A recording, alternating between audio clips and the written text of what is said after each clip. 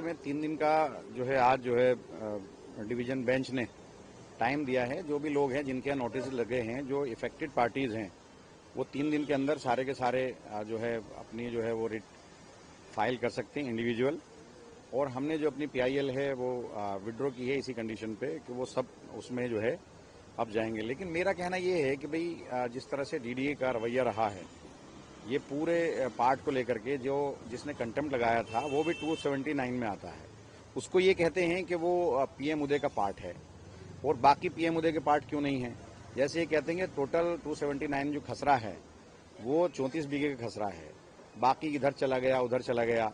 9 बीघे ऐसा है जो हैवी बिल्डअप एरिया है या उसके ऊपर ये इंक्रोचमेंट दिखाते हैं। अब उसमें से 5 बीघा कह रहे हैं कि ये पीएम उदय का पार्ट है, यानी कि अनऑथराइज का पार्ट है, और 4 बीघे अनऑथराइज का पार्ट नहीं है। वो क्यों नहीं है भाई? आपने उसको पीएम उदय से बाहर कैसे निकाल दिया, जबकि सबसे जहां से अनऑथराइज इलाका शुरू होता है ये इलाका वो है मुरादी रोड।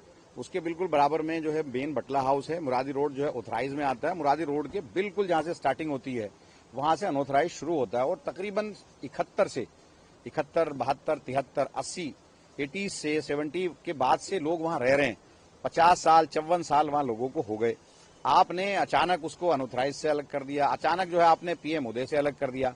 मेरी ये समझ में आता है जो जीएनसीटी एक्ट है, जीएनसीटी एक्ट में 2014 से लेकर 2026 तक वो एरिया तो वहीं था, वो उसमें कवर्ड क्यों नहीं होता? तो ये जिस तरह से डीडीए इस पूरे इलाके को डेमोलिशन करना चाहती है वो मेरी समझ से बाहर है। रेखा गुप्ता जी कह रही है कोर्ट का ऑर्डर है, लेकिन उनके वकील आकर के यहाँ तोड़ने की बातें करते हैं, यहाँ मुखालफत करते हैं।